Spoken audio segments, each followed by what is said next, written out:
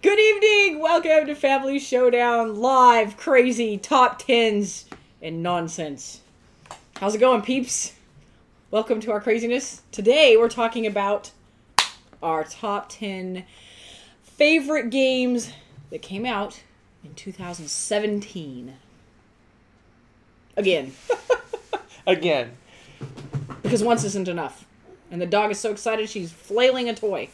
You know, was it this video? The original video? This may be the infamous video. Where she flung... No. Make sure there's a lid on my soap and stuff. And stuff. Alright, so we always do this list, the top 10 games of 2017 at the end of the year. Like around New Year's, like the day before New Year's, somewhere around there. And invariably we play a ton of games from 2017 after that. Because the Essen wave usually doesn't hit America until... the next year and things like that. So there's a number of games that we've played since our last list.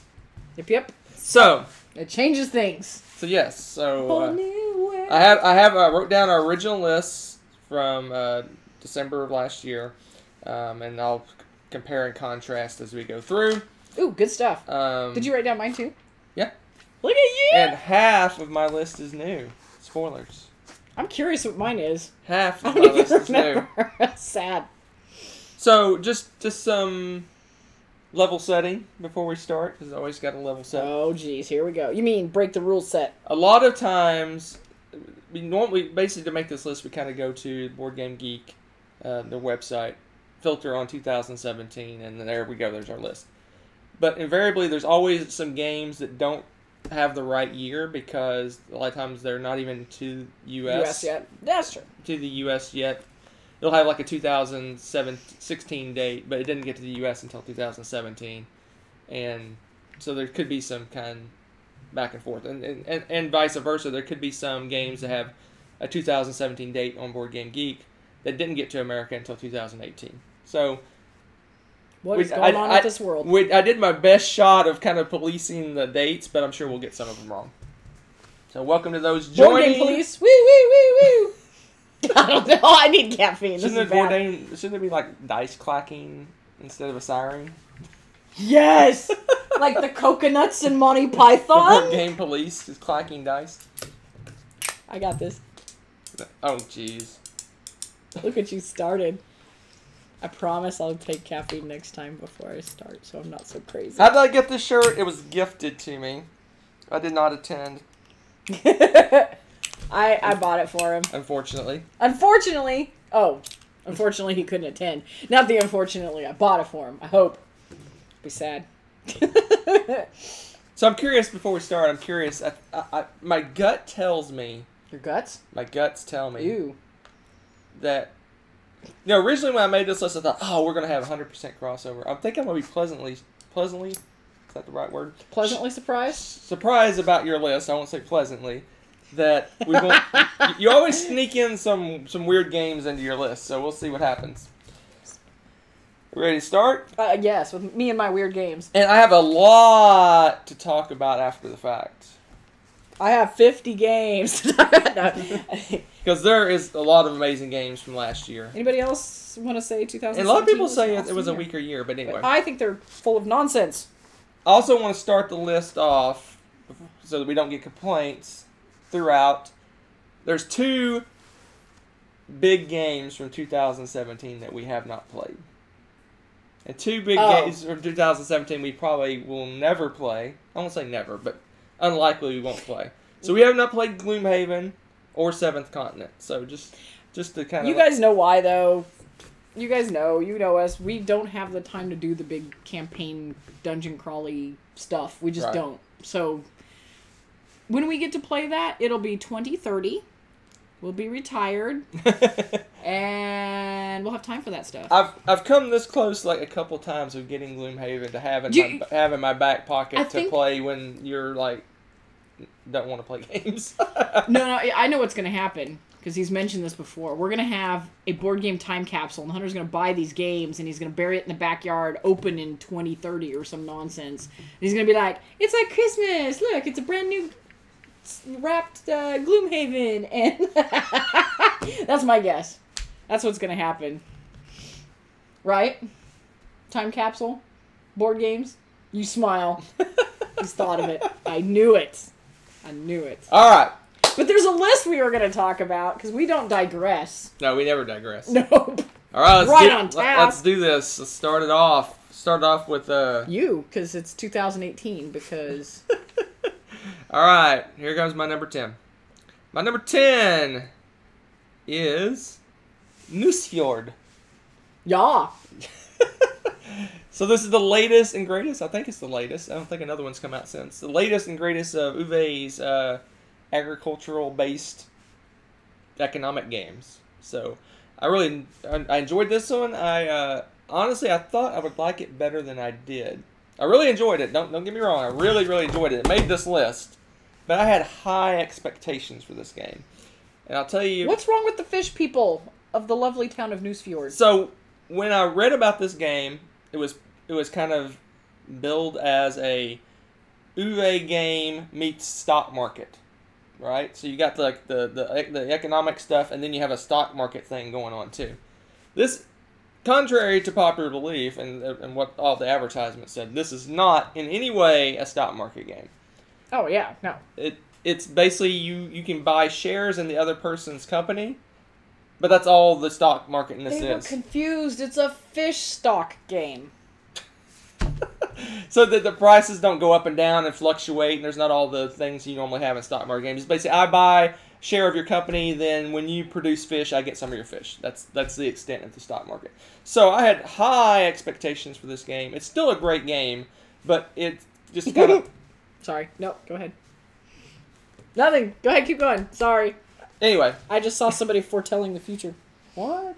Sorry, I didn't mean to throw you off track. Kabuki is like, she knows us. So anyway, where was I? I got so off track. Sorry. So this is basically a lot like the other games with the stock thing is kind of just it's like a very small piece of the game. It's not really. I was looking for like a big stock market. Like I build up my company and it becomes more valuable and you get shares and all this other stuff, and that's not really what it was. So I love the game. It's a great game. It's probably the game I would use to introduce someone to his agriculture games. It's on the lighter side ish, but I was looking for so much more. That's why it's so low on the list. That was a long explanation to say why I hate this game the least or something. I'm not sure what just happened. I enjoyed the game. It's number 10 on your list, and you sound like you hate this game. I thought this was going to be like a top 3-er type game, and it didn't do what I wanted it to do. It's like I don't even know you anymore.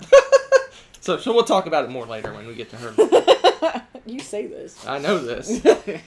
All right, what you got for your number 10? My number 10 is Lisboa.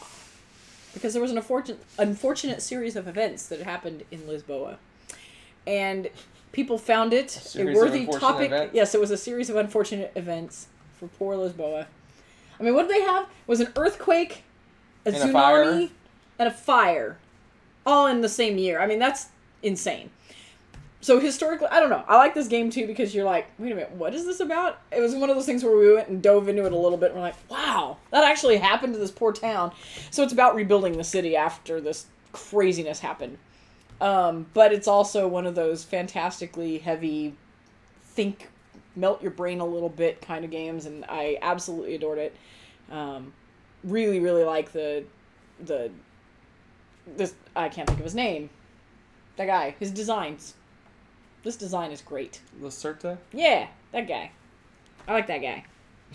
But no, this is a great game. Absolutely awesome game. Yeah, I enjoyed this one. This one, it's one of those weird games. I guess almost all his games are this way. It is a bear to learn, but once you start playing, then you're like, it's super easy because like in Lisboa, you basically play a card to take an action, and you draw a card. At its heart, that's it. For the most part. But that makes it sound like, it's really easy. But the card that you play could do like 20 things. Yeah. And there's where it gets exciting. And I love that about that game. So, there you go. That was...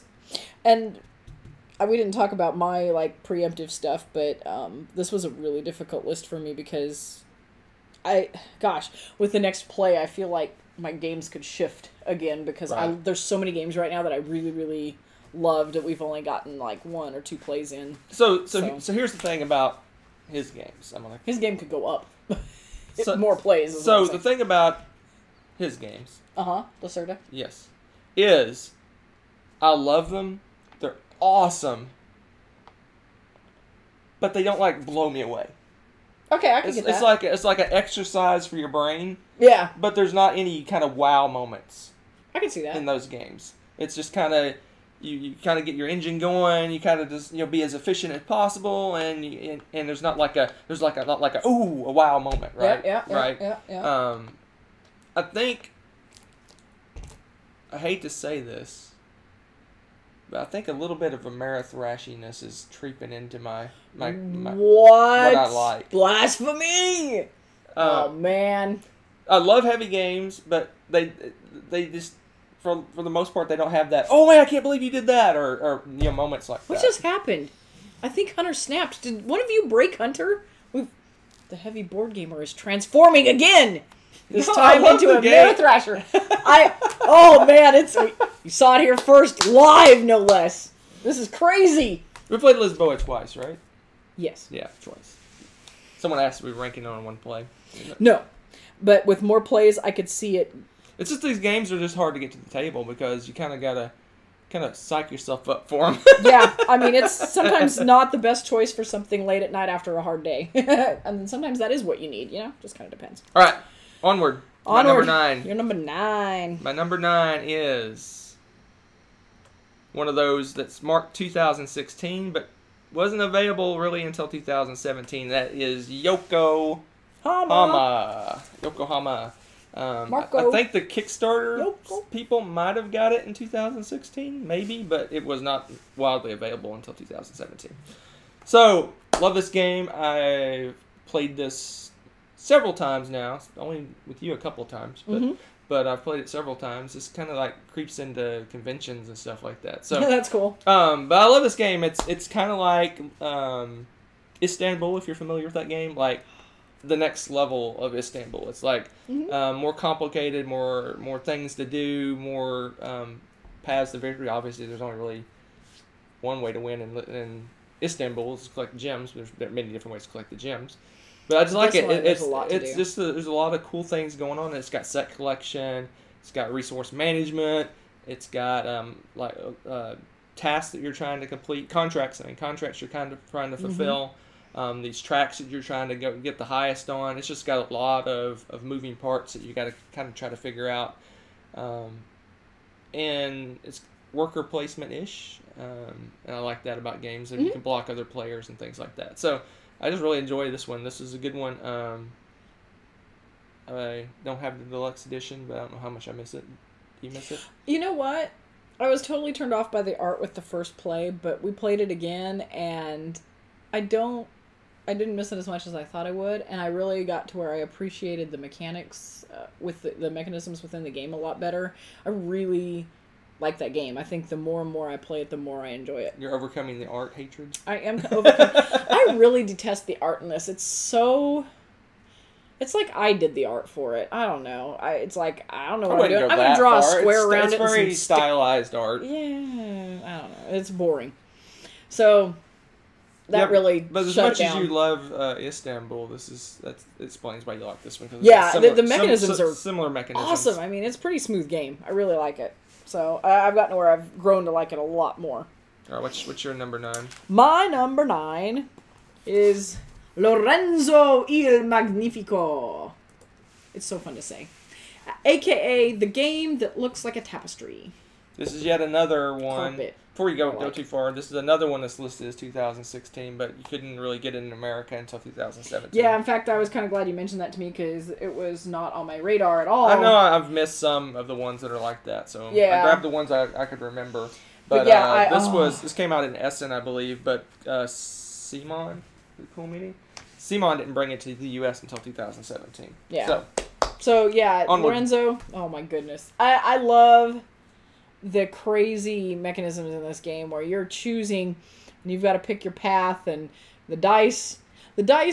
I don't mind in this game because if they hurt me, they're probably going to hurt everyone Yeah, else they're as well because it's community community dice. dice. Yeah. So if we get a 1 and we're like, oh, I needed a 6 really badly so I could buy some top tier stuff, everyone else has that same struggle. Okay, I'll suffer along. So I don't mind that at all, and I like it, and I really enjoy the, I guess you'd say, the economy and that how you need to balance out your faith levels, and you've still got to collect all these goods to be able to buy things, and depending on what you buy, you can totally create your own engine, and it can be, oh my goodness, there's so many different engines that you can build with this and different card combos, and I really like exploring that every time because, as you all know, I usually am like, oh, what's that? I'm going to try this. It's probably not the winning move. Don't care. I want to try it. I want to see how this works. So this game lets me do that and still do fairly well. So it's really fun. I enjoy it. Yeah, I like it. It seems like every time I play this, I try something different. Yeah. Like the last time we played fairly recently. Last time I played, I went like there's 4 different cards, but now with the expansion, there's still 4 different cards. Yeah. But there's another tower you can do. But there's 4 different cards, and all of them, and concentrating on any one of those is viable, right? Mm-hmm. So last time we played, I've never done collecting a lot of the blue cards, and I got like all 6 of my blue cards that time, and it's something I never tried. So it's so cool that You can all do that. the different ways to play. There's many different ways, and you kind of have to react as you go. Play what's presented to you, but you can kind of concentrate on different areas. And I never tried doing that, and it worked out pretty good. Mm-hmm. There you have. All right. See, what's funny is so far we have no crossovers from our first list. Really? Nope. None, Wow. None so far. That's interesting. Wow. All right, onward So to many my games. number 8. So many games. My number 8 is Urgh. Merlin. Stefan Feld goodness. He's our buddy. I like this one. This one's got the whole game is basically one big rondelle. So the action selection is a rondelle kind of thing where you're going around. You have a piece that's going around in a circle around the thing, and then there's a Merlin piece that you can move. You can move either one. You can move your piece. Well, with different dice, you can move your piece or you can move Merlin. And wherever they land is the action you take. So you kind of got to plan out your moves. So you roll dice, and that tells you how many spaces you're going to move. And you kind of got to say, okay, which one am I going to move where to get actions, and what order do I want the actions to go off on. And then there's some, I guess, almost like contracts. I didn't call them adventures, but they're basically contracts that you can fulfill. And then there's also an area control kind of thing on a sideboard that you're working on as well. So another kind of point-sality kind of game. But it's medieval point salady. And there's stuff that attacks you, and you got to defend against it. And I don't know. Attack is. It's kind of. I guess there's things attacking you, and you have to have little guys guards. That's true. To You have block to have your the area. little. Yeah, you have to have them guard. That's right. I guess it was just it. It just seems like you're not really being attacked. You just have to have this stuff there. I don't know. It's kind of weird, but that's the only thing that felt a little weak to me. But So this one falls in the upper half of the Feld games we have, but since we love Feld so far so much, that's why it's so high on those. I just like it. It's just one of those games that works my brain just enough where I like it quite a bit, and I like the whole. I don't know if logistics is the right word, but basically taking all your dice and looking at them and going, okay, what order do I want to do actions? Because maybe you want to move your guy to one spot to get the resources you need to do for your next die to do the action at the place you want to go. So you got to kind of plan out what you're going to do, and then the Merlin characters moving around. Both characters control, both players, in our case 2 players, but if it's all the players, they all control it. Where is she going to move that character to? I got to kind of react to what she does with that. So it's funny you should mention that, because that's my favorite mechanism in the game, is saying, oh, what's Hunter planning on doing this turn, and how can I screw that up? Oh, Merlin needs to go this way. That's my favorite part. Because then I get the, what? I like that reaction. It's pretty fun. In fact, I like it so much, it's also my number 8. Oh my! Let's see if the picture changes. See if it does any kind of change. Nope. Nope. It's not exactly the same. Magic. The magic of the internet. No, it, all he said, blah, blah, blah, like this game. Next. Okay. Is that really it? Pretty much. I mean, what else could I add to that? It was a great game. It's fun. Was it what you expected before you played it? No, because honestly, I'm very tired of the Merlin, King Arthur, World Realm, vastly overplayed. I'm tired of that theme. So I actually had no interest in this game, but you're like, it looks really cool. And I'm like, okay, fine, it's filled. And the game is awesome. Yeah, but the theme's barely there. The theme's barely there. It could be any... It really could be anything. Anything. Well, I would say it's got a medieval feel to it, but it's not... It doesn't feel like... Yeah. King Arthur and Merlin and all that stuff. No. So I was like, whatever, that's cool. Because there's castles and things like that, and kind of the politics and court and things like that going on, but it doesn't feel like... I mean, Merlin's just a piece that you move. It doesn't feel like Merlin. Anyway. Yeah.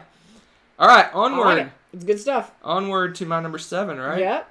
Look at that time I saved you right My there. number 7 is Altiplano, and this one is borderline 2017 because it was somewhat available in 2017, but it really came out more en masse in 2018. But I counted it anyway as 2017 because I was able to get it, so it counts. Dear heavens. Yeah, it was very limited. There was a release at BGG Con in 2017, I think. Okay. I don't know if it was available anywhere else, but we got it in 2017, so it counts. Because I'll never remember to put this on the 2018 list because we played it so long ago. Yeah, and we played it quite a bit since then, too, so...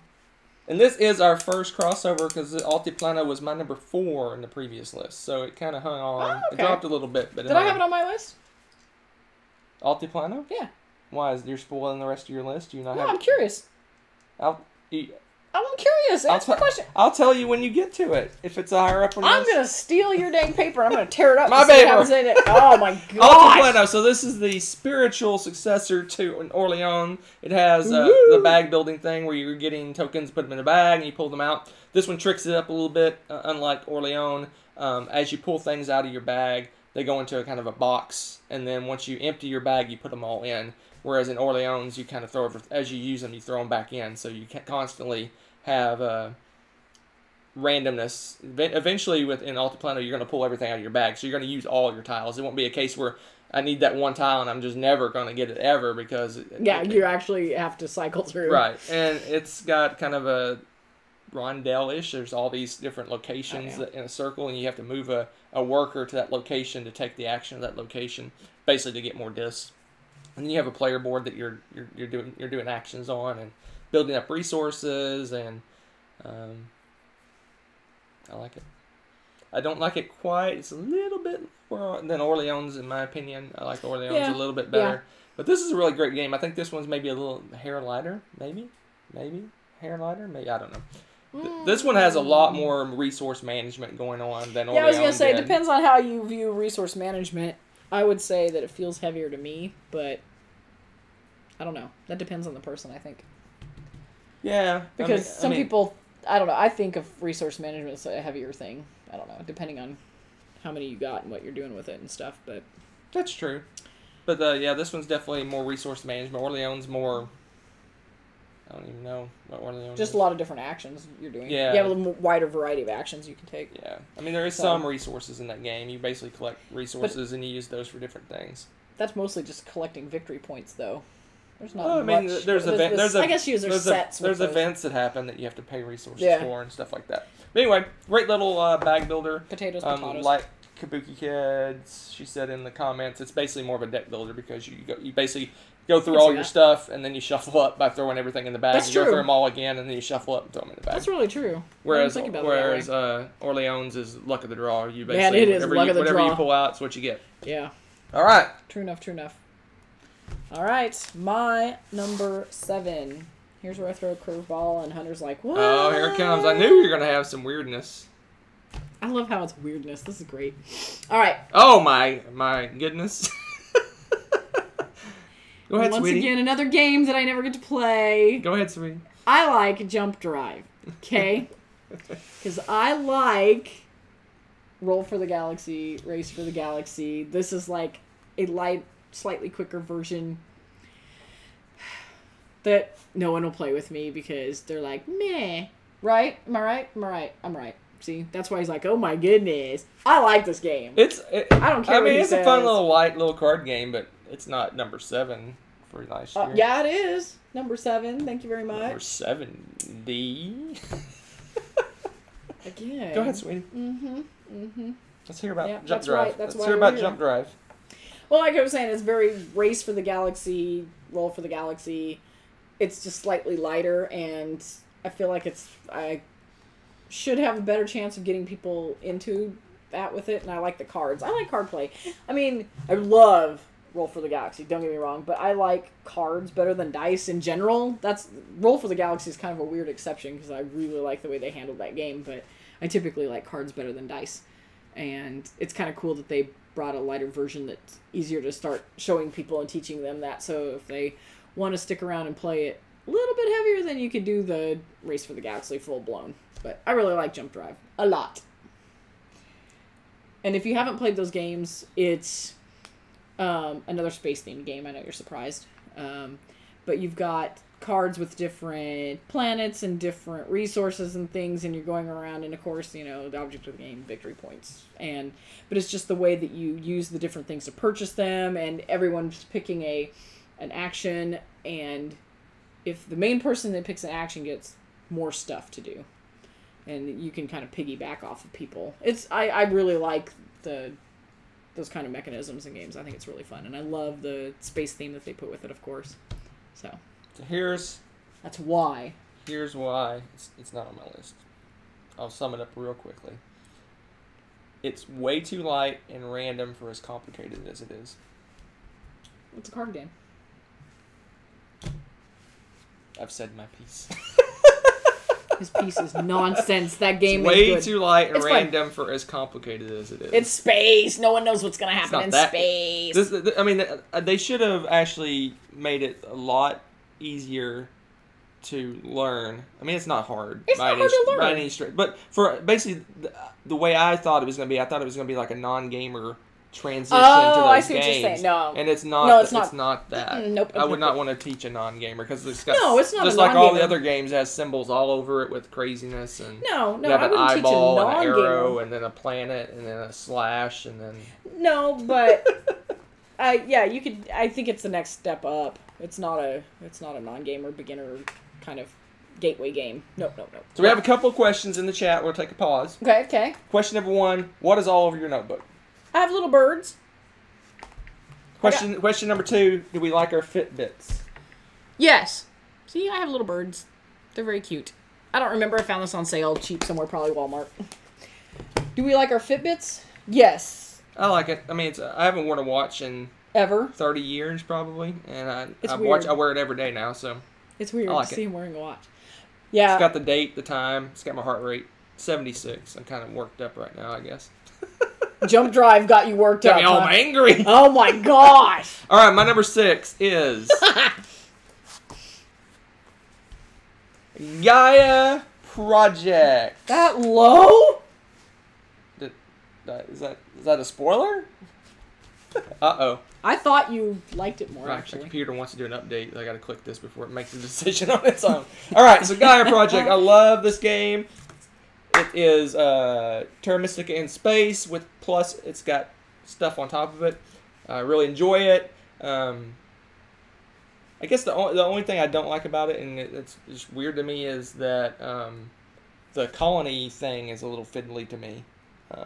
The figuring out how many colonies you have and Oh, okay. and Okay, yeah. that's a little fiddly to me, but It is a little bit, yeah. it's a hard rule to explain. You're trying to teach someone how that works. yeah. It's very It took complicated me a little while to explain it. Yeah. But otherwise, it's great. I love the technology tracks that you can go up on. You get superpowers that no one else has. Potentially, I guess they can go up the same track, but invariably, different people go to different places yeah, I on was the gonna track. say very rarely They work on different mirroring things, so somebody. you'll have a ability that someone else might not have, and that's really cool. I like that it has what do they call it? Mid-game scorings, where you score trying to achieve objectives every age, or I don't know what they call them, era, or whatever they call them. So you have little goals that you try to go for. I like games that have that like Terraforming Mars and things like that. Have little goals that you go for That's very cool. to get points. It's just a really cool game. I like the Terra Mystica resource management kind of thing, Yeah, that where you pretty use the things and you move over here and then you use them, they go down here, and they kind of go through the cycle of making resources that you can use. So you got to kind of keep that kind of flowing. So it's a really cool game. I really enjoy it. It rocketed up the Board Game Geek list. I think it's in the top 5 now. Maybe I want to say it's really high. It may even be. Is it 3? It's crazy high. I don't remember what it is, but for good reason. It's a great game. It's like I said, the only thing that I don't like about it is the fiddliness of the colonies, but it's cool otherwise. Yep, absolutely. Great game. It is. It's No, a really, I'm not gonna talk about it too much. really good game. Yeah, I'm not gonna talk about it too much because we'll talk about it later. Because Okay. it's a space game. What do you think it's gonna be? Load up my number 6. So still the only crossover we have so far is Altiplano. So Yeah, let's yeah. keep them going. Your number 6 is. Oh dear. That low. A Gaia project. Yeah, it's funny that we both like it about the same, apparently, at least rank-wise. I love, the space theme, duh, you guys know that, but the tech tree in this is intriguing to me, and just how, like I was talking about Lisboa and Lorenzo, where you have all these different options and things you can try, and the tech tree is that for me in this game, because it's like, depending on how you start and with what you have and everything, you're like, it'd be better if a little more streamlined if I do this tech tree, because it seems like I'm able to do this better. So I'm going to try to do this, and oh man, it's viable. All of those different ways, every time you try it, it's a viable way to win the game if you use it right, of course, duh. But there isn't anything where you're like, wow, that was really weak. There's no way I'm going to hold my own. Every single time, it's been something that's been very successful, and I like the way you go and take over planets. And again, you're right, I didn't really think about that before, but that is the only thing that kind of irked me, was keeping track of the colony thing. That got a little old. It's like, is this a federation? Is this connected? Can I move that? Is this, it's like, can I connect these? It's almost like you want like an electronic way it tells you. It just does, it figures it out for you. Yeah, that wouldn't be half bad app for them to do, honestly. The auto colonizer. But it's just that's really the only thing, and again, that's kind of a nitpicky little fiddly thing, because the rest of it's pretty smooth. And I just like, you're right, the resources, the weird little resource wheel was interesting, because you kind of have to, like, I don't want to say get it ready, but you have to go through like 2 cycles before you're able to use those energy cubes. And once I got used to that, I really liked it. It was, again, something that I don't know. I didn't, at least for me, it wasn't intuitive how to plan for that right away to make sure that I have cubes getting ready. So my second play was vastly better than my first play, because I was much smarter about how I maneuvered all of my energy cubes and stuff like that. It's a really cool game. So I just realized I made a error. You did. Merlin was my number 3 last year. Last time we did this. Well. I was gonna say, I knew it was on. Merlin was number 3. Altiplano was number 4. You haven't had any crossover yet. I haven't? Nope. I didn't have Altiplano on my list last time.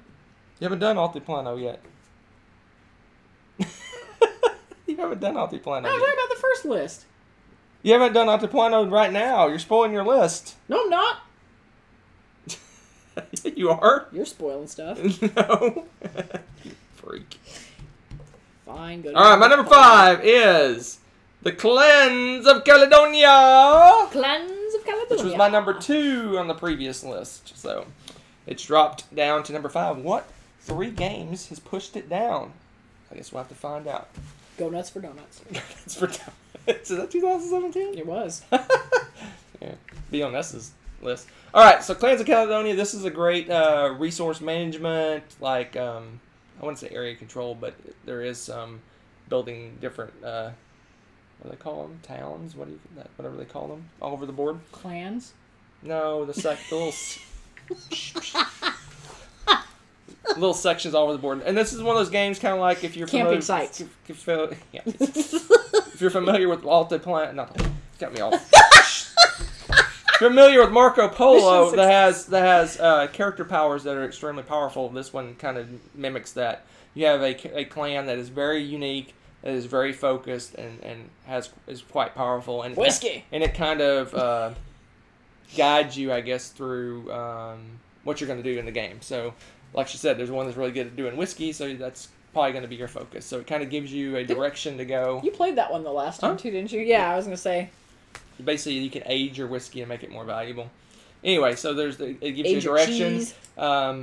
There's a lot of different things in the game. You can build resources. You can focus in on the higher goods. There's some goods that are just basic goods, and then you convert those into the I don't know what they call them, the elite. What do they call them?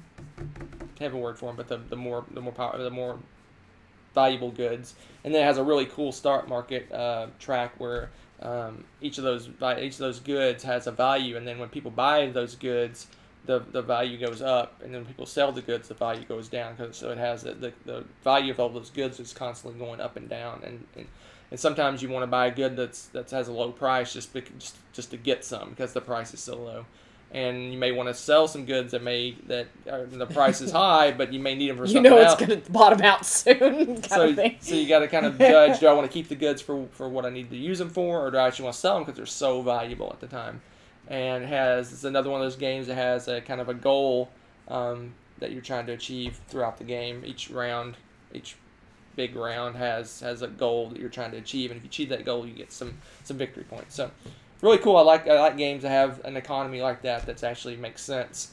It reminds me a lot of kind of a rarish game, the Gnomes of Zanzibar. No, Zavendor. Zanzibar. The Gnomes of Zanzibar has a similar economic system. I really enjoy that.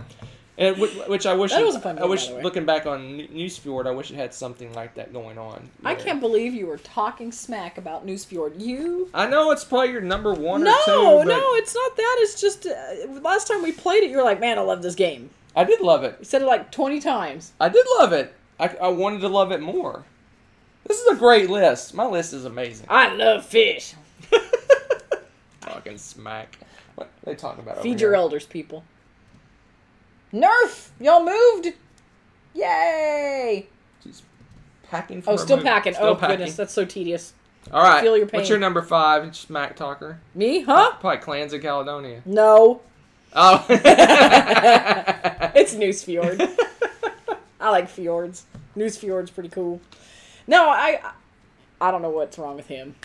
Newsfjord's an awesome game. It is a good game. It's an awesome game.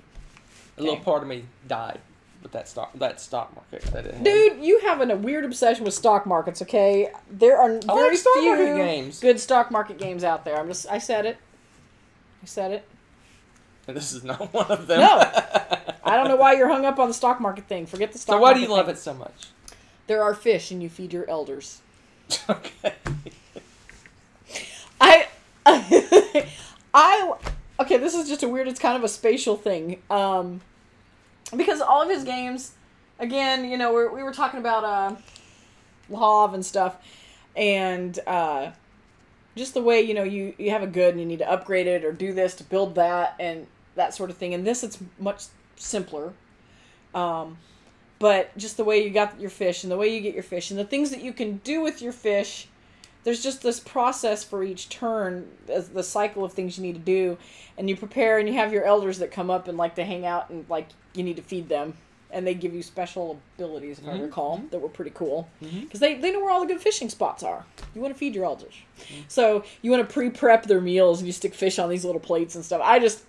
It's spatially, again, it's the logistics things of mapping it out and planning your entire turn. I really like that, but I just like what you end up doing with all your fish. There are fish everywhere. It's it's like those fish markets where they're yelling stuff and flinging fish around. I kind of feel like you're doing that in that game. It's pretty cool. So, I like it. It's addictive. That's one of the more reasons I think it's a good intro game for Uwe's games is that there's only 2 resources, fish and money. That's it. And it's got a cool mechanism. When you produce fish, you take all your fish in your hand, and then you got to dole it out. So like you got to give it to people who own stock in your company, and then you give it to your company. You give it to your elders, and you have like 1 left to spend. It's awesome. I love it. Though it's like crud. Hunter bought some stock in my company. Here's some fish, and you're just like, taking my fish from my elders. Yeah, it's fun. They get cranky if you don't feed them. They do, and they leave you. So yeah, it's pretty awesome. I like it. Feed the cranky elders. Okay. My number 4. Wow, we're already top 4. Here we go. Number 4 is Charterstone. Oh my goodness. Charterstone. So this is a Euro Legacy game. I really enjoyed the process of playing through this game. I'm not going to spoil too much, but it's a worker. Too much? You better not spoil anything. It's a worker placement Euro game that's Legacy. Spoilers! It's a Legacy game. So you start off with nothing and it builds and builds and builds, and it's cool that after you're done. Give me those. It builds and builds and builds, and there's more choices, and you learn more as you go. Like in most Legacy games, it starts very simplistic, and by the end, it's really complicated. Not really complicated. This game never gets super complicated. I just enjoyed it. It had some surprises. It had some neat things, like in Legacy games. I think it would rank... let me rephrase that. If this game, if the end result, basically the game that we have that's left, that when we're done, that we play, I would not. That game itself would not make my top 10. No, because it's the great experiences and the surprises and things like that as you go. Yep. The evolving story is what makes this game amazing. It's not the game that you're playing; it's the story around that game, right? Yeah, I think so. And I think this may go higher up on my list once we replay it with the girls, because it's just replaying it with that experience. And there were a couple times you and I talked about it that we were like, this is cool. There were a couple episodes in particular like, this is really cool, but I wish we had more players in this part. Well, yeah. We're talking about, because this is one of the games that kind of wants the 4 players. Yeah, because you get to do certain things that you have to kind of cover for those other players if they're missing. And so it's not quite as interactive with 2 players. It's still cool, and we had a blast with it, obviously, because, I mean, good grief, it's Hunter's number 4. But I'm just saying that I'm looking forward to playing it with the girls, because everybody's doing their own thing and individually setting up their own area instead of us kind of covering more than one person, sort of. Yeah, there's almost the missing 2 players are almost automated in a way. Yeah, they don't play. They don't actually play the game automated, but there's decisions that are decided for us that would have been decided by the other players. People, right? Yeah.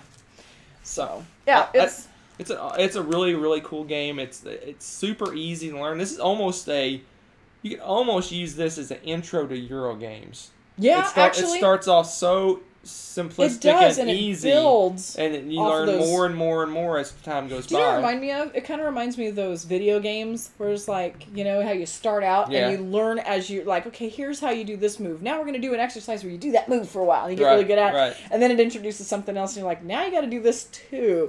And they did a fantastic job of teaching you on the go. And I really, really liked that. It really, like, steamrolls into a pretty awesome game. Yep. Yeah, I really, really like this one. Like she said, I'm looking forward to doing this with the girls. It may be a year or 2 out. Maybe. At the rate we're going. No, I'm just saying that for Nessa can fully grasp everything that's going on, it may be a year or 2 out. Oh, possibly. So it may the recharge pack may be sitting around for a while. That's true. We do want her to fully enjoy it. That's true. All right, what's your number 4? My number 4 may make you cry. I don't know, because I'm sure it's like your number 1. Oh. That is Anachrony. The glory that is Anachrony. This game will have much more information about it at a later point, I guarantee you. You don't know that. Oh, you don't know me. I know you. You don't know me. I know you. That was the first one you put down on this list. You don't know. It's actually the second one. What? Lies. Oh, okay. I know what the first one is then. But anyway... Yeah, this game is great, it's kind of worker placement, but the space theme in this is great, and there's normally I would kind of scoff at a time travel element in a board game because, come on now, how are you going to do that right? But this one does a pretty cool thing. If you're needing a particular resource or something, you can borrow from the future, but you've got to remember when you get into the future to send that stuff back to your past self, or you have horrible things happen to you, so you don't want to mess up the timeline. It's, wise words for any time traveler. I love that. I think that's kind of cool. I don't use it as much as I thought I would, honestly, because I'm like, don't mess with the timeline, Read too many sci-fi books to know what happens when you do that stuff. Don't step on any butterflies, right? But the cool thing is that's an option for you, and there's other great ways to get resources. So it's almost a last ditch if you're desperate kind of thing sometimes, because you don't want to have to try to remember to throw that stuff back. The other thing is cool because some of the areas where you can place your workers, you can only place your workers if you have a basically a spacesuit to be able to go out, because you're going to be going out into different places where you need to protect yourself from the lack of environment, shall we say. So what's fun is, was it an expansion thing or just an extra thing you could buy? Expansion. It was part of an expansion. They actually had little minis, and you put it's kind of cheesy. Little minis, they're like... Well, the minis are big, but it's so funny because all it is this spacesuit. You put your little cardboard chit in it, which is funny, but at the same time, it's so cool because it's like, yeah, I'm suited up, ready to go.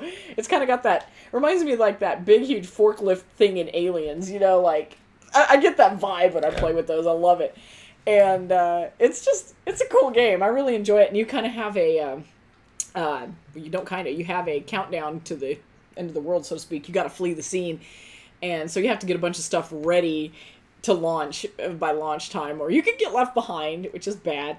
And I like that, sitting there in the back of your mind the entire time as you're playing and building up stuff. It's pretty fun. So, there you go. And you'll have more to say about it. It's alright. Whatever! It's alright. Lies! Lies. Alright, we're all the way to my number 3 already? What? Wow, already? Crazy! My number 3 is... Lorenzo in Magnifico! Wow! You do like that game. I do like it. You With the expansion, it's even better. That's true. That expansion's really cool. This was my number 1 on my last list. So, there, take it for what it is. Wow. Lorenzo, this is just like, this game was made for me because it's got... It's true. It's got resource management. It's got dice. It's got dice manipulation. It's got worker placement. It's got the exact time amount I like. I like an hour and a half game is like perfect. I mean, that's that. It just, you get it done and you're good, and it's heavy enough to make you really think about what you're going to do. Like I said, when she mentioned it, there's all these different paths of victory. You can get lots of resources. You can build these buildings that give you lots of victory points and resources as well. You can get characters that give you powers. You can get in-game scoring cards.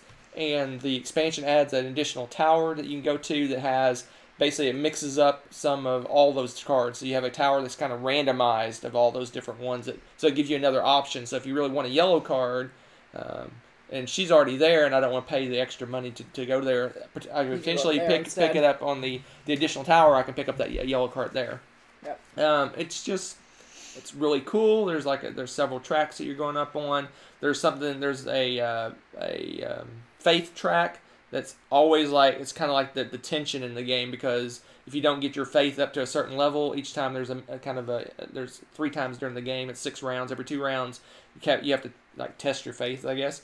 And if you're not at a certain point on the track, something really bad happens. Burn the heretic! So it's like you like a humongous negative. Like your blue cards don't do any, lose all the benefits of your blue cards, and it's just a really it's punitive. Bad. And there's a finite number of ways to get faith in the game, so you're really having the tension. Do I go to the certain place to get the faith points I need, but it doesn't really help me, or do I go somewhere else to get something with really get big benefit, but I'm foregoing that chance to move my faith up, and I can potentially get in that humongous penalty. It's an awesome game. Brent's very sad that you didn't buy the Italian version so that he could have played the game with you. Yeah, at BGG Con in 2000. Yeah, it was the end of the year last year? Or spring? It wasn't spring. No, it wasn't spring. It was BGG Con. Yeah, they had it there in Italian, and they had stickers. He almost bought it. I'm like, Italian with stickers. I'll wait. And I waited, and I got it. It's awesome. Brent didn't get to play it with you. Next time. You need to learn Italiano. So there you go. My number 3. It was my number 1 when this list was last made. How the mighty have fallen. Fallen 2 spots? It's not that bad of a fall. This is a really cool game. If you like Euro games, you owe it to yourself to try this game. Yeah, that's true. If you're a Euro fan, that's a good one. All right, this is where Hunter is another one where he's going to be like, what? No, I knew this would be on your list. Oh, did you? Okay. Because it was your number 1 last time. That does not surprise me one bit. My number 3 this time is Yamatai. This one's lasted the test of time for me, and I only like it more every time I play it. The art is gorgeous. I really like the way they have the like order of operations, so to speak, with how the remember the little tiles, the action go, selection then stuff? the action selection stuff. I really like that. And you're going around on this map, and again, it's gorgeous, and you can decide whether you're going to put boats down or you're going to take pieces of things off the island, or get a basically like an achievement card for making a certain pathway with your certain colors of boats and stuff like that. And the different colors of the boats give you different benefits, and you can do different things with that. And it's like they designed that game for me, kind of thing, because it's got a lot of the things that I really enjoy about a game, and I like the little puzzliness to it. There's sort of an area control thing, but not with this, because you can it's use not the that it's boats of the other player. yeah, right? you can use the boats of the other player, but at the same time, I might know that he's going for a certain goal that's worth a lot of points. And if I'm somewhere near him on the map, it might behoove me to go and put a bunch of boats that don't match over there so that he has to completely replan that. You know, and so there's a little bit of thought behind you, or you can stay on opposite ends of the, you know, on the sides of the map and avoid each other and just go for broke and see how far you can get. I mean, with 2-player, you kind of have a little bit more leeway. With larger player count, it's on. But again, you have more boats that you can manipulate. I really, really, really like this game. And it's another one that has that magic player time where it doesn't take all that long to play. It once you learn it, the game is a piece of cake. It takes a little bit up front, a little bit of work, but again, not super complicated. It's just there's so many neat options, I guess I would say. So, there you go. I really, really love Yamatai. Well, obviously, but I think it's okay. Yeah. It's not heavy enough for some people. No, I like it quite a bit. I enjoy it. It's just I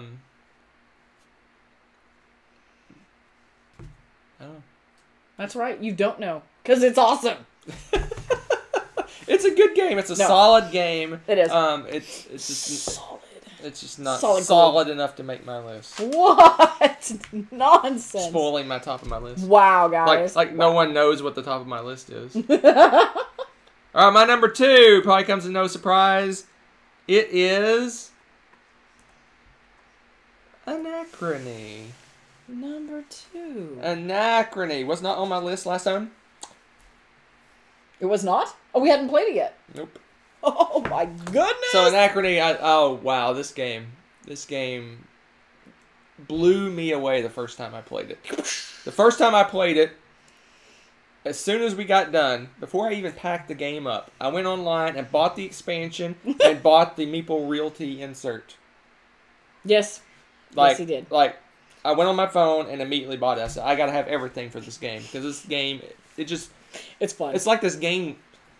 It's like it knows him. It's just so cool. I mean, fun. it's worker placement.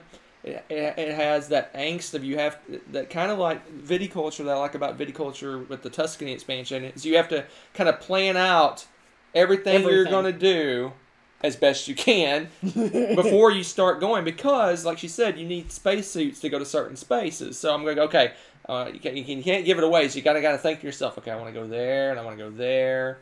And I need to go there, and then after that I need to go there. Okay, I need 4 spacesuits. So you got to basically prepay for those 4 spacesuits at the start of your turn. And then invariably she blocks all the spaces I want to go, and I got all these extra spacesuits, and wackiness ensues. Danger, danger, Will Robinson. So, and one of my favorite parts is that she doesn't like it as much. I love that timeline. It's so funny. Thing. Yeah, you use it all the time. Because I'm like, oh, I need a scientist. Send me a scientist back. It's like, oh, I need some power for a spacesuit. Send it back to me. And then I get to the future. I'm like, oh man, I gotta send myself a scientist. I don't have any scientists.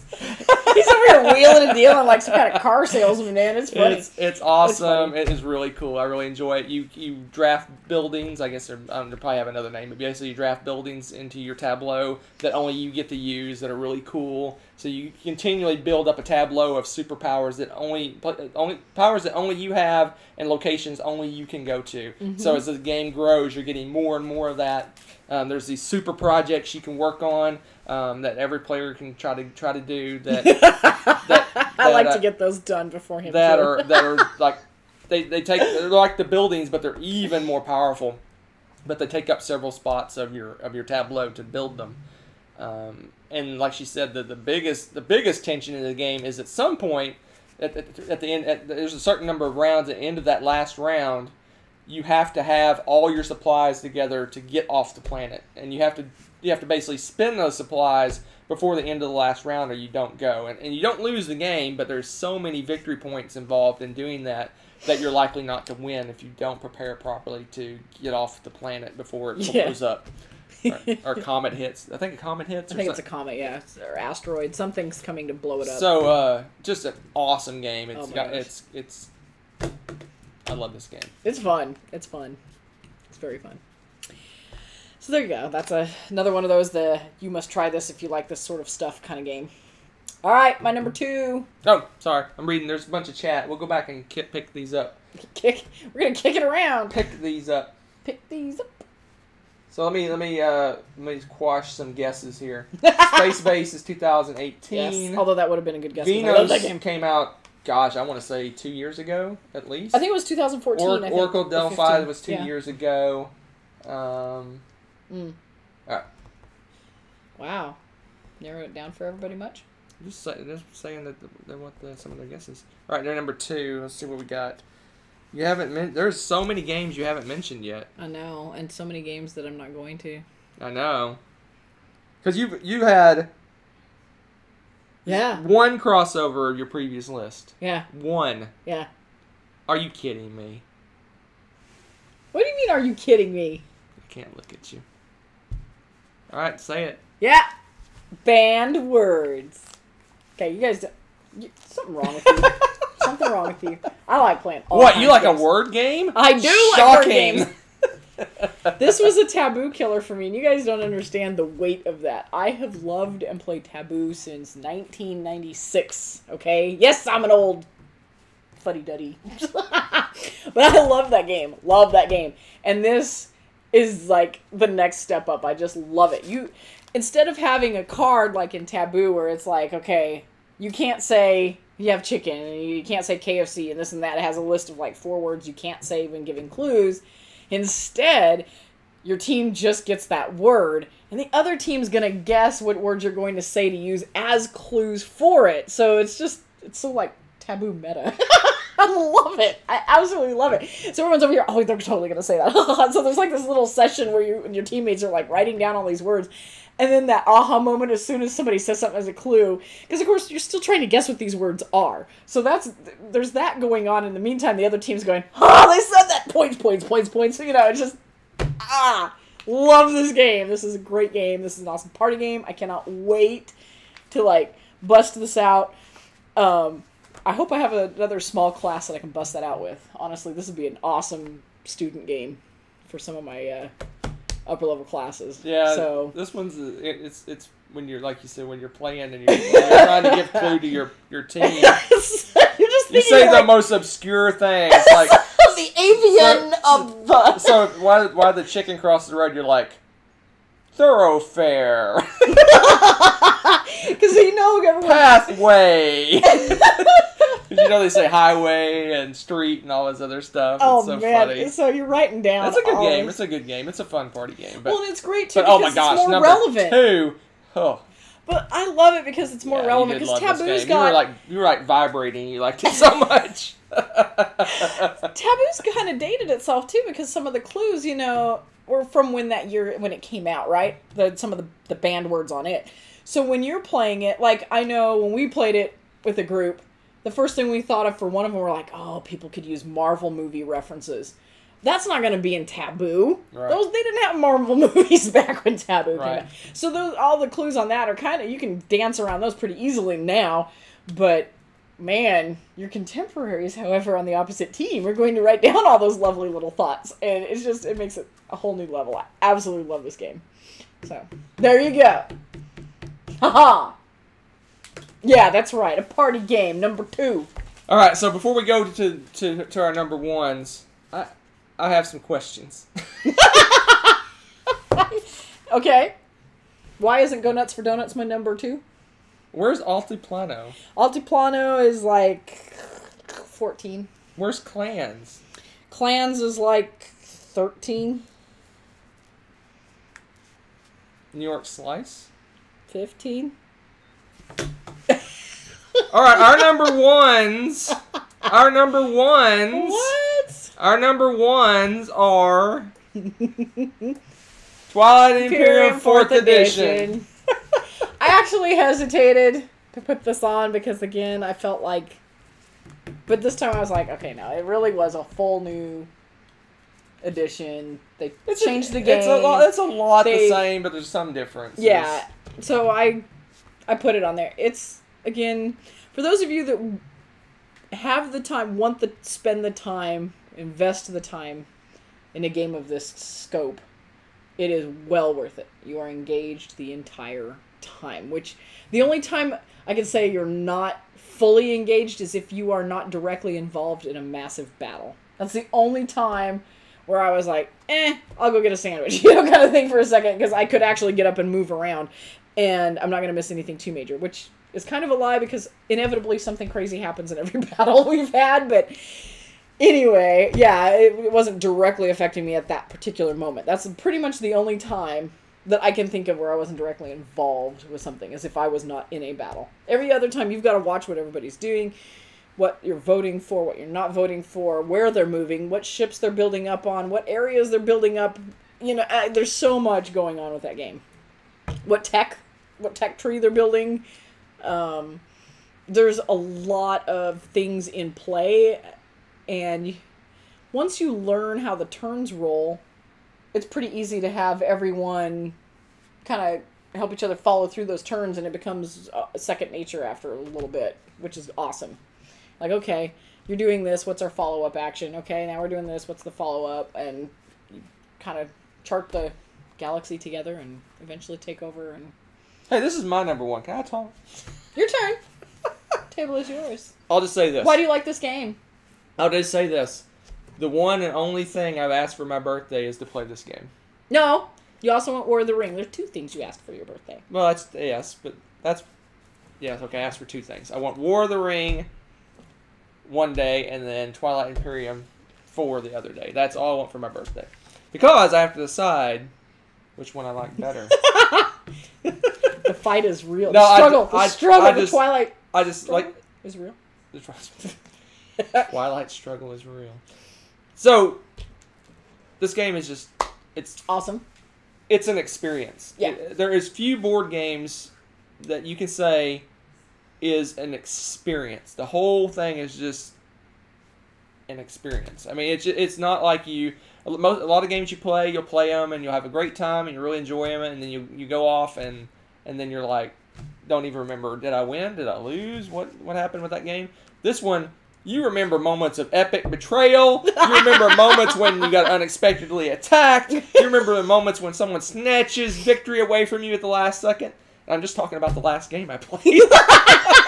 That's true. And those are all true statements. She epically betrayed me. I got the victory snatched away from me at the last second. And I got attacked unexpectedly by Carl. Although, really, you should always expect an attack from Carl. You should expect an attack from Carl every time, because that's what you guys do every game. I've proven my point. What game do you talk like that about after you're done? It's so true. It's very few games you talk that way. It is just... It's just awesome. I mean, it's the type of game where you look down and you go, we've been playing for 5 hours. I don't think I've drunk anything. Yeah, it's like, you need to tank up on your water, sir.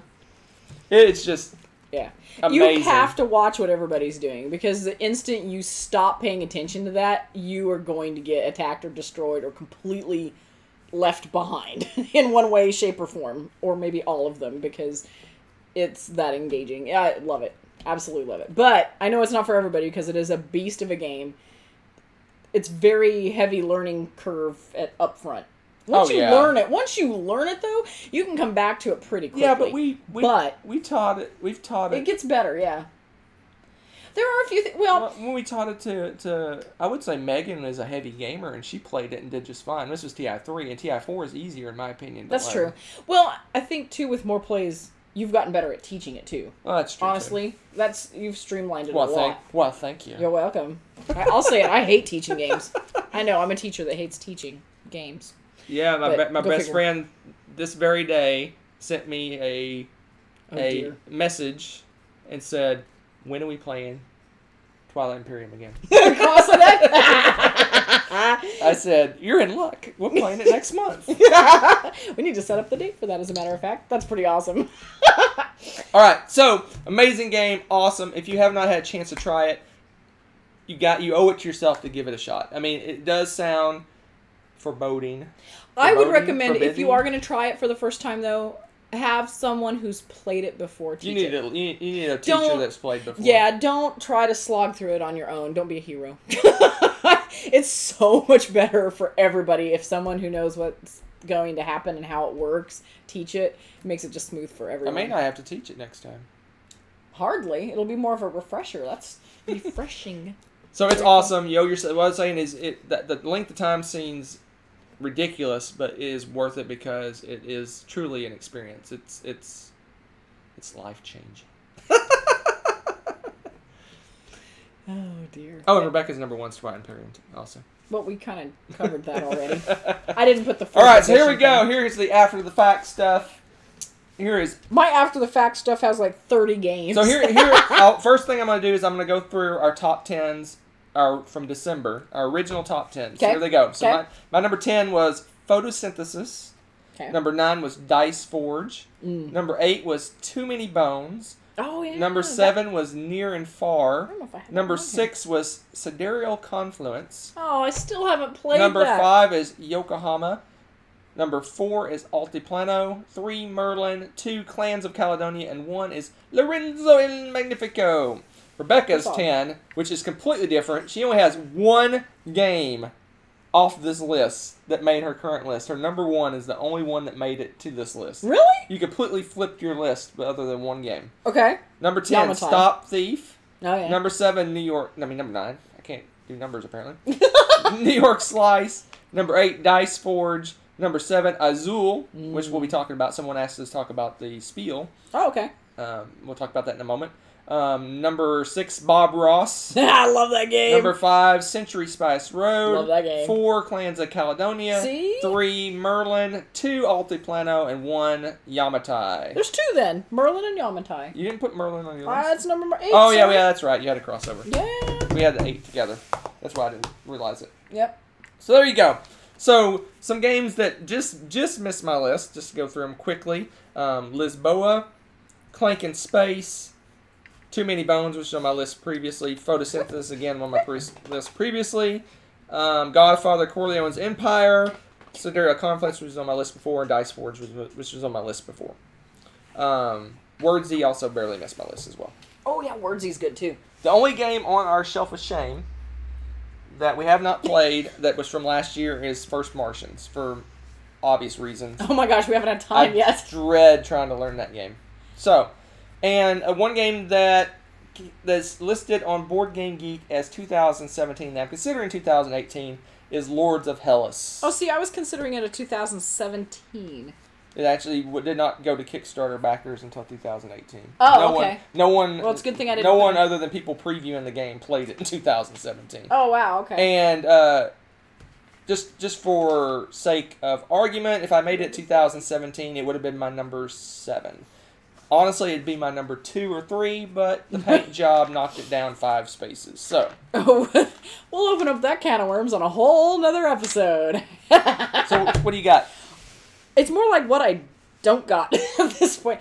This was a hard list for me because of those things. Like I felt I had a pretty solid list the first time around. Honestly, I still really really like every single game on that list.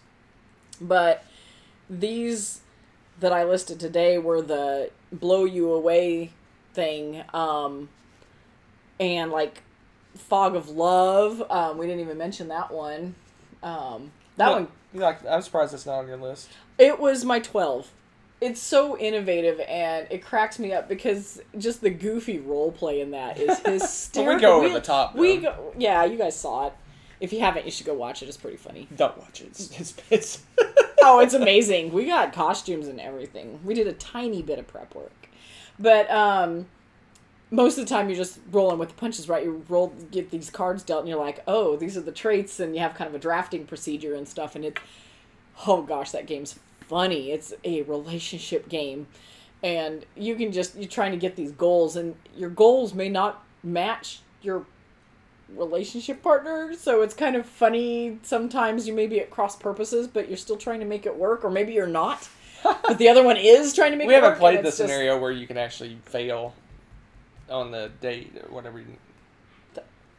Oh no, we haven't yet. You don't have a second date or whatever. Yeah, we need to do that. We haven't done. Yeah, so there's stuff like that, and then Barren Park. We were talking, and Bob Ross is funny. I've played a lot of little light games that sometimes I don't feel like get enough notice because I'm like, oh, I really like this light fluffy game, but I don't get to play it a lot. Herbaceous, Cat Lady. I really love those. One we didn't mention too. It was a huge hit when we played it with Sonar. Yeah. Sonar is awesome, and I love. Sonar is 18, isn't it? No, it's 17. It was 17 on the BGG thing. Yeah. So I don't know. Maybe that's why you didn't. Maybe there's something I don't. No. But it just didn't quite make my list. Yeah, it's oh my gosh, Sonar is amazing. That's another one of those games. This time though, because Captain Sonar, I feel like you really need to have the 8 players to make that the best game. Sonar, you can mix it up a bit, and gosh, I just love the way that was, to me, that was what I wanted an adult version of Battleship to be. Well, it's like gamer Battleship, and Kabuki Kid, she just asked, do you like Sonar better than Captain Sonar? Yes. I actually like Captain Sonar better. Do you? Yeah. I think if I regularly had a group of 8 people to play that, I like the real-time stuff. Do you? I don't know. I like the franticness of the real-time.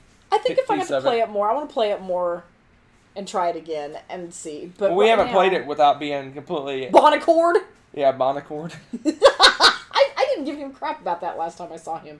I was meaning to. Both times we played that game, Tom stacked the deck against us. It was so horrible. So funny. Anyway. But yeah, no, we're not bitter. No, just... Bitter. No, it's... I liked the sitting there and putting our heads together and writing little notes to each other on the thing going, oh, do you think they know where we are? Kind of, I don't know. I enjoyed that. We got to sit and think about it a little bit. It had that Battleship feel to me, and I really enjoyed that. The girls really, we joke about Go Nuts for Donuts, but actually it's very high on my list. Because my family loves it so much, and we've played it with so many different people, and everyone always comes out going, this is a fun game. The art's adorable. It's a really fun game. Which one? Go Nuts for Donuts. Oh, yeah. And then Battle Kittens. I don't know how many of you know about that one, because it was by, I can't think of... It's the trading card game company. It's from a trading card company. It's not a usual, major board game company. The Sleeves. Who makes the Sleeves? Can't think of their name.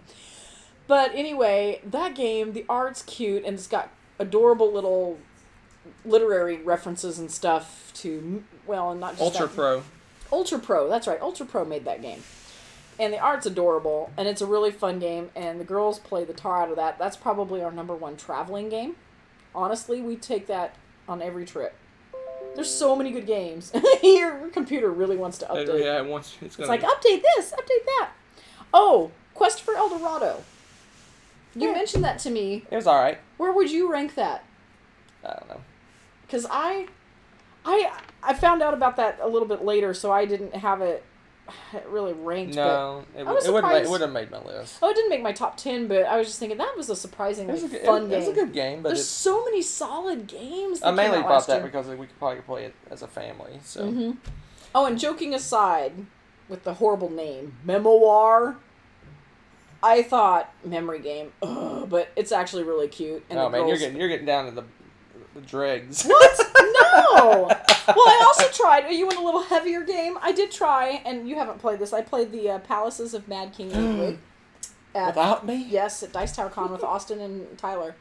But I will say, I still like Castles better because the whole thing with the swans felt kind of fiddly to me. I don't know. I kind of want to play it again, but I enjoyed certain aspects of it, but the rooms aren't all different shapes like I don't know, it was just different. I guess I was expecting it to be more like Castles than it was. So. Alright, so. There you go, that is our list. That is the definitive list. If you notice, Pandemic Legacy Season 2 did not make our list. That was the game that we were waiting to play. Yeah, we did play it. We were waiting to play before we made this list. We finally played it last weekend. We finished it up, and meh. I don't know if meh's the word. I really liked it, but at the same time, it frustrated me. Yeah, I did not enjoy Season 2 as much as I did Season 1. For a couple reasons. One, it was the newness of Season 1 is going to blow away. Well, there's that, But Season 2... In Season 1... and don't spoil stuff now. In Season 1, almost every month we went in and we thought, we got a shot. If we do things right and the cards work out for us, we got a shot. There are several times in Season 2 where I went, there's no way we're winning this. Let's try to get as much done as we can and try to set up for the next. Basically, I knew we were going to lose.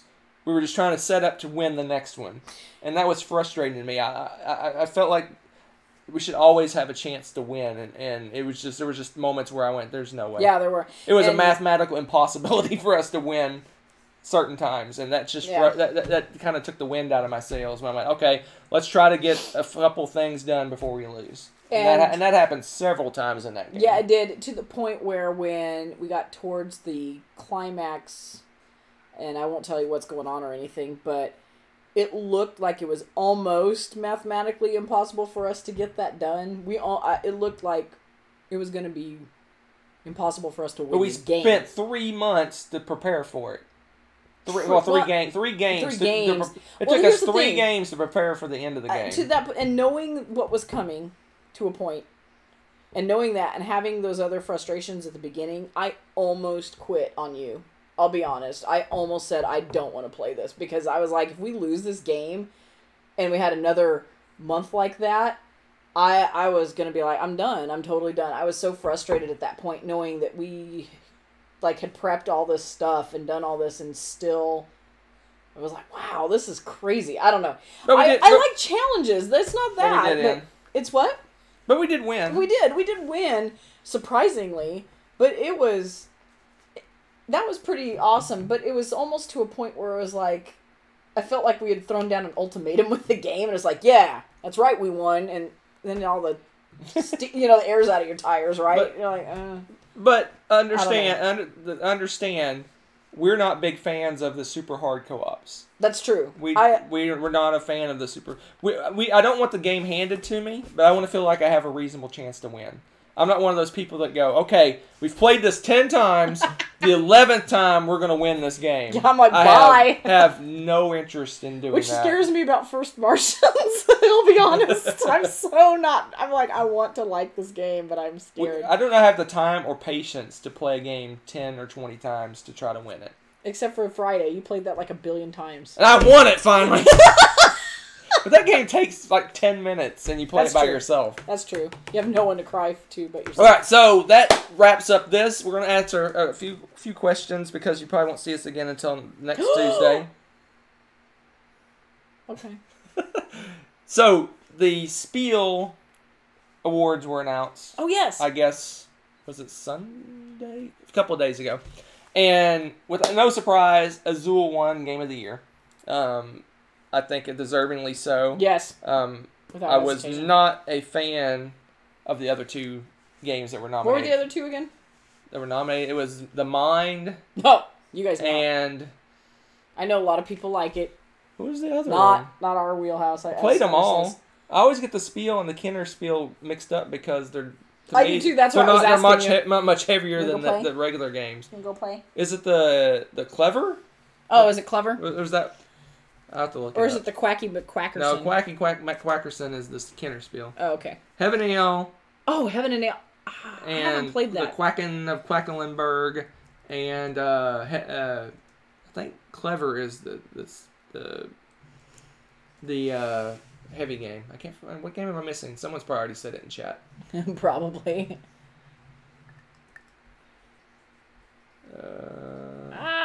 I can't speak. Dog. I can't speak German. You can't sprechen the German? Oh, dear. Time out. A hunter looks up. Someone nonsense. already saw it, I bet. They're not showing them. They're not showing the winners. That's the only ones that count, huh? Doesn't say. All right, I'll look at the chat. They already Just know. look at the chat. They've already told you. Luxor. Luxor! Ooh, Luxor was fun, though. I do like Luxor. But Azul's is Azul. I mean, that's true. It's true. I liked Luxor a lot, and I liked Azul. Well, we did I backed the deluxe version. Of? Luxor.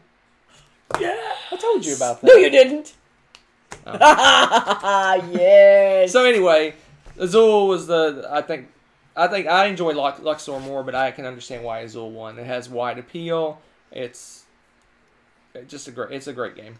The Kennerspiel, I didn't like any of those games at all, but I think Heaven and Hell should have won the award. I agree. I wanted to play that too. Quacklenberg, or whatever the name of that game is crazy random. It is just woo random. I mean, it is just a whole bunch of random.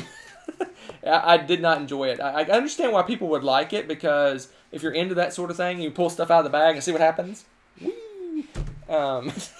Is that how you play those games? Whee!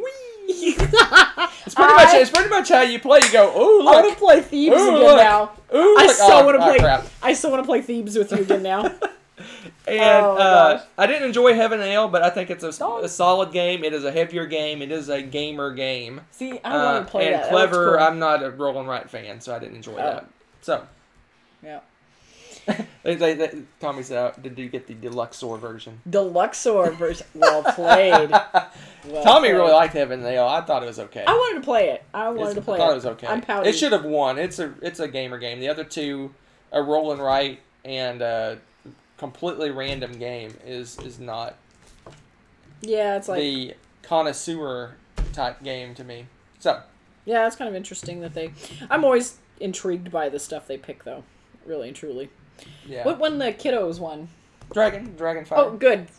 Funkle Shots. Yeah, we bought that game. Love that game. The girls, that's another game. The one game you bought at Dice Tower Con. Yes. The Dragon's Breath. Our big Dice Tower Con haul was Dragon's Breath.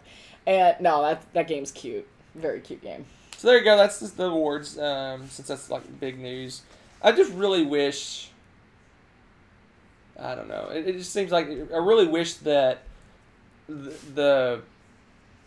either they need to do a new category for like advanced strategy game, or they need to make the Kennerspiel award an actual advanced strategy game award. All it is it's slightly more advanced. It's not.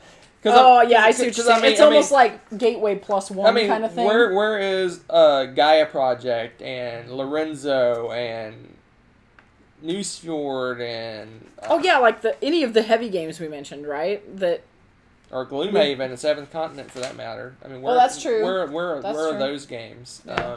I just. Have they ever had a dungeon crawl type game in something like that? That's probably not something that's very German either, though. No, but they're not German games. Gloomhaven and Seventh Continent aren't German games. That's part of it, I'm sure, but Newsfjord.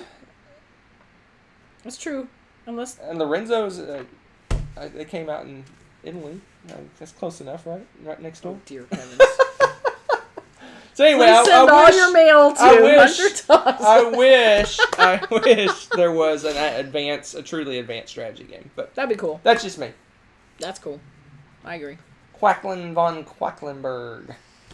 Quacky McQuackerson. That's like Bodie McBoatface. I just. Let me guess. We went way over time again because that's what we do lately. Way over. Whatever. Oh, well. It's awesome, especially since we're not going to bonus coverage. Thursday. Bonus coverage. So, I have no clue what we're going to do Tuesday. What are we going to do Thursday? Nothing? Oh, you got to work. I don't know. I don't know if I'll be home in time. We may do something. I don't know. Next Tuesday will probably be a regular Q&A. Or we'll go back to our old top 5, 5 on the spots and things like that. Yeah! Woo! So it'll be a...